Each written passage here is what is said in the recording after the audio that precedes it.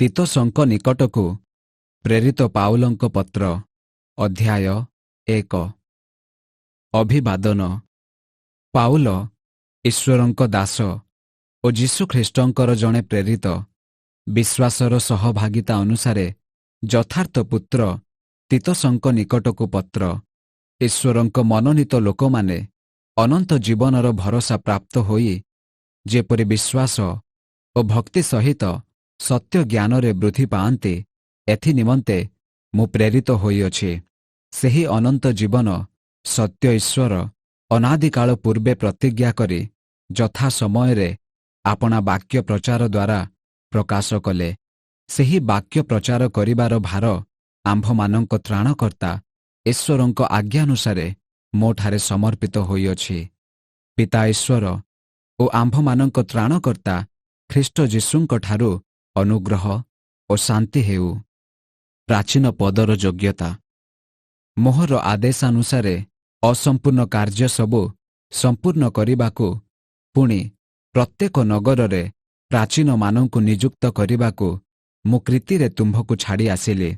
ଯେଉଁ ବ୍ୟକ୍ତି ନିର୍ଦ୍ଦୋଷ ଓ ଏକ ସ୍ତ୍ରୀର ସ୍ୱାମୀ, ଯାହାଙ୍କ ସନ୍ତାନମାନେ ବିଶ୍ୱାସୀ ଅଟନ୍ତି ଓ କଦାଚରଣ କିମ୍ବା ଅବାଧ୍ୟ ନୁହନ୍ତି, ତାହାଙ୍କୁ ନିଯୁକ୍ତ କର।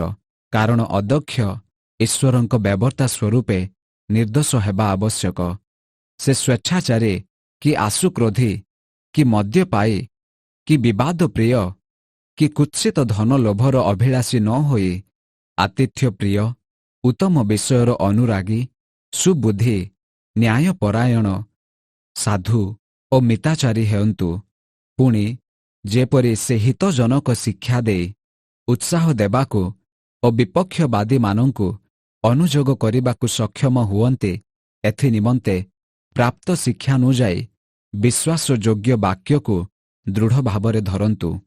କାରଣ ଅନେକ ଅବାଧ୍ୟ ଲୋକ ଅସାର ବାକ୍ୟବାଦୀ ଓ ପ୍ରବଞ୍ଚକ ଅଛନ୍ତି, ବିଶେଷରେ ସୁନ୍ନତ ପ୍ରାପ୍ତ ଲୋକମାନଙ୍କ ମଧ୍ୟରେ ଅଛନ୍ତି।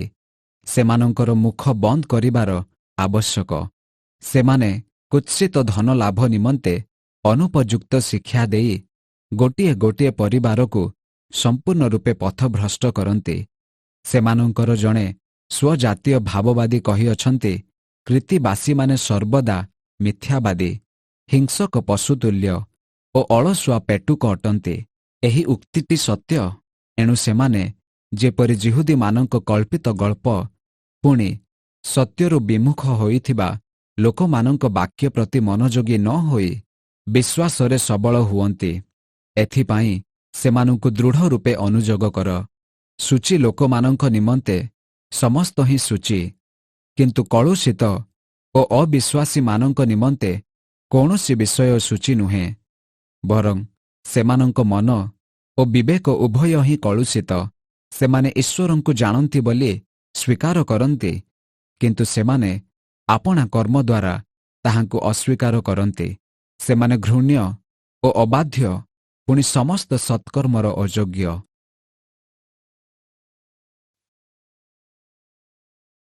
ତିତୋସ ଅଧ୍ୟାୟ 2। ହିତଜନକ ଶିକ୍ଷା। କିନ୍ତୁ ତୁମ୍ଭେ ହିତଜନକ ଶିକ୍ଷାର ଉପଯୁକ୍ତ କଥା କୁହ। ବୃଦ୍ଧ ପୁରୁଷମାନଙ୍କୁ ମିତଭୋଗୀ, ଗମ୍ଭୀର, ସୁବୁଦ୍ଧି, ପୁଣି ବିଶ୍ୱାସ, ପ୍ରେମ ଓ ସହିଷ୍ଣୁତାରେ ସବଳ ହେବାକୁ, ପୁଣି ବୃଦ୍ଧ ସ୍ତ୍ରୀମାନଙ୍କୁ ସେହିପରି ପରନିନ୍ଦୁକା ଓ ମଦ୍ୟପାନରେ ଆସକ୍ତା ନ ହୋଇ ସୁଧାଚାରିଣୀ ହେବାକୁ ଓ ସୁଶିକ୍ଷା ଦେବାକୁ ଅନୁରୋଧ କର। ଈଶ୍ୱରଙ୍କ ବାକ୍ୟ ଯେପରି ନିନ୍ଦିତ ନ ହୁଏ, ଏଥି ନିମନ୍ତେ ସେମାନେ ଯୁବତୀମାନଙ୍କୁ ପତିବ୍ରତା, ସନ୍ତାନ ବତ୍ସଳା, ଆତ୍ମସଂଯମୀ, ସତୀ, ସୁଗୃହିଣୀ, ସୁଶୀଳା ଓ ଆପଣା ଆପଣା ସ୍ୱାମୀର ବଶୀଭୂତା ହେବାକୁ ଶିକ୍ଷା ଦିଅନ୍ତୁ। ସେହିପରି ଯୁବକମାନଙ୍କୁ ସର୍ବ ବିଷୟରେ ସୁବୁଦ୍ଧି ହେବା ପାଇଁ ଉତ୍ସାହ ଦିଅ। ତୁମ୍ଭେ ନିଜେ ଆପଣା ଆଚରଣରେ ସତ୍କର୍ମର ଆଦର୍ଶ ଦେଖାଅ। ଶିକ୍ଷାରେ ନିଷ୍କପଟ ଓ ଗଭୀର ଭାବ ଏବଂ ହିତଜନକ ଅଖଣ୍ଡନୀୟ ବାକ୍ୟ ପ୍ରକାଶ କର, ଯେପରି ବିପକ୍ଷ ଲୋକ ଆମ୍ଭମାନଙ୍କ ବିଷୟରେ କୌଣସି ମନ୍ଦ କଥା କହି ନ ପାରି ଲଜ୍ଜିତ ହେବ। ଦାସମାନଙ୍କୁ ଶିକ୍ଷା ଦିଅ ଯେ ସେମାନେ ଆପଣା ଆପଣା କର୍ତ୍ତାମାନଙ୍କର ବଶୀଭୂତ ହୋଇ ରୁହନ୍ତୁ। ସମସ୍ତ ବିଷୟରେ ସେମାନଙ୍କର ସନ୍ତୋଷ ଭାଜନ ହୁଅନ୍ତୁ। ପ୍ରତିବାଦ ନ କରନ୍ତୁ। କିଛି ହିଁ ଚୋରି ନ କରି ବରଂ ସମ୍ପୂର୍ଣ୍ଣ ବିଶ୍ୱସ୍ତତା ପ୍ରକାଶ କରନ୍ତୁ। ଯେପରି ସେମାନେ ସବୁ ବିଷୟରେ ଆମ୍ଭମାନଙ୍କ ତ୍ରାଣକର୍ତ୍ତା ଈଶ୍ୱରଙ୍କ ଶିକ୍ଷାର ଅଳଙ୍କାର ସ୍ୱରୂପ ହୁଅନ୍ତି। କାରଣ ସମସ୍ତ ମାନବର ପରିତ୍ରାଣ ନିମନ୍ତେ ଈଶ୍ୱରଙ୍କ ଅନୁଗ୍ରହ ପ୍ରକାଶିତ ହୋଇଅଛି।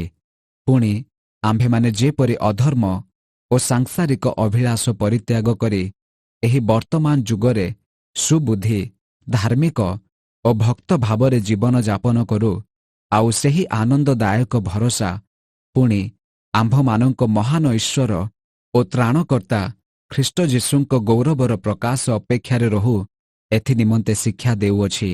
ସେହି ଖ୍ରୀଷ୍ଟ ଯୀଶୁ ଆମ୍ଭମାନଙ୍କୁ ସମସ୍ତ ଅଧର୍ମରୁ ମୁକ୍ତ କରିବାକୁ ଓ ଆପଣା ନିମନ୍ତେ ସତ୍କର୍ମରେ ଉଦ୍ଯୋଗୀ ନିଜସ୍ୱ ଲୋକ ସ୍ୱରୂପେ ଶୁଦ୍ଧ କରିବାକୁ ଆମ୍ଭମାନଙ୍କ ନିମନ୍ତେ ଆପଣାକୁ ଦେଲେ।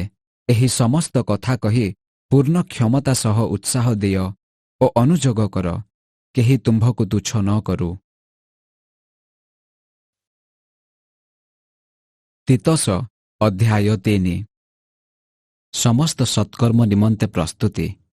ଶାସନକର୍ତ୍ତା ଏବଂ ତାହାର ଅଧିକାରୀମାନଙ୍କର ବଶୀଭୂତ ଓ ବାଧ୍ୟ ହେବାକୁ, ପୁଣି ସମସ୍ତ ପ୍ରକାର ସତ୍କର୍ମ କରିବା ନିମନ୍ତେ ପ୍ରସ୍ତୁତ ହେବାକୁ, କାହାରି ନିନ୍ଦା ନ କରିବାକୁ, କାହାରି ବିରୋଧୀ ନ ହେବାକୁ, ମୃଦୁଶୀଳ ହେବାକୁ, ପୁଣି ସମସ୍ତ ଲୋକଙ୍କ ପ୍ରତି ସର୍ବପ୍ରକାରେ କୋମଳ ଭାବ ଦେଖାଇବାକୁ ସେମାନଙ୍କୁ ସ୍ମରଣ କରାଅ।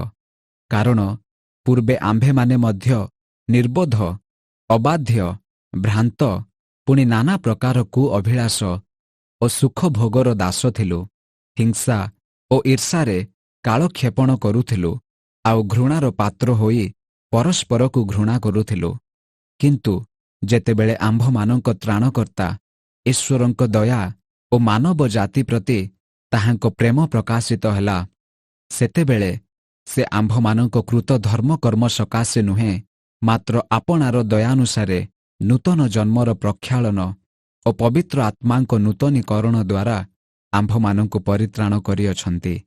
ସେହି ପବିତ୍ର ଆତ୍ମାଙ୍କୁ ସେ ଆମ୍ଭମାନଙ୍କ ତ୍ରାଣକର୍ତ୍ତା ଯୀଶୁଖ୍ରୀଷ୍ଟଙ୍କ ଦ୍ୱାରା ପ୍ରଚୁର ରୂପେ ଆମ୍ଭମାନଙ୍କ ଉପରେ ଢାଳିଦେଲେ, ଯେପରି ଆମ୍ଭେମାନେ ତାହାଙ୍କ ଅନୁଗ୍ରହରେ ଧାର୍ମିକ ଗଣିତ ହୋଇ ଭରସାନୁସାରେ ଅନନ୍ତ ଜୀବନର ଅଧିକାରୀ ହେବୁ।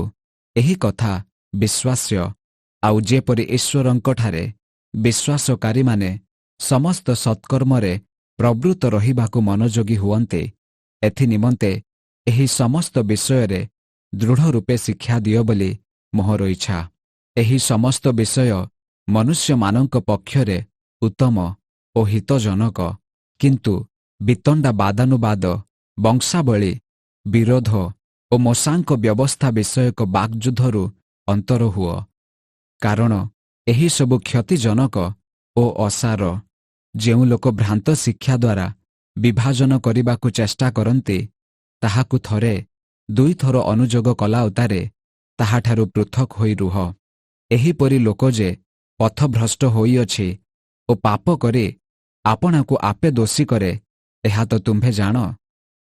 ଶେଷ ପରାମର୍ଶ ଓ ସମ୍ଭାଷଣ। ଯେତେବେଳେ ମୁଁ ତୁମ୍ଭ ନିକଟକୁ ଆର୍ତ୍ତେମା କିମ୍ବା ତୁଖିକକୁ ପଠାଇବି, ସେତେବେଳେ ନିକୋପଲି ସହରରେ ମୋ ପାଖକୁ ଆସିବା ପାଇଁ ଉଦ୍ୟମ କର। କାରଣ ସେଠାରେ ଶୀତକାଳ କ୍ଷେପଣ କରିବାକୁ ମୁଁ ସ୍ଥିର କରିଅଛି। ମୋଶାଙ୍କ ବ୍ୟବସ୍ଥା ଶାସ୍ତ୍ରଜ୍ଞ ଜିନା ଓ ଆପୋଲୋଙ୍କୁ ଯତ୍ନପୂର୍ବକ ବାଟ ବଳାଇ ଦିଅ, ଯେପରି ସେମାନଙ୍କର କୌଣସି ଅଭାବ ନ ହୁଏ। ଆମ୍ଭମାନଙ୍କ ଲୋକମାନେ ମଧ୍ୟ ପ୍ରୟୋଜନୀୟ ଉପକାର ନିମନ୍ତେ ସତ୍କର୍ମରେ ପ୍ରବୃତ୍ତ ରହିବାକୁ ଶିଖନ୍ତୁ, ଯେପରି ସେମାନେ ଫଳହୀନ ନ ହୁଅନ୍ତି। ମୋ ସଙ୍ଗରେ ଥିବା ସମସ୍ତେ ତୁମ୍ଭକୁ ନମସ୍କାର ଜଣାଉଅଛନ୍ତି। ବିଶ୍ୱାସ ସମ୍ବନ୍ଧରେ ଯେଉଁମାନେ ଆମ୍ଭମାନଙ୍କୁ ପ୍ରେମ କରନ୍ତି, ସେମାନଙ୍କୁ ନମସ୍କାର ଜଣାଅ। ତୁମ୍ଭ ସମସ୍ତଙ୍କ ପ୍ରତି ଅନୁଗ୍ରହ ବର୍ତ୍ତୁ।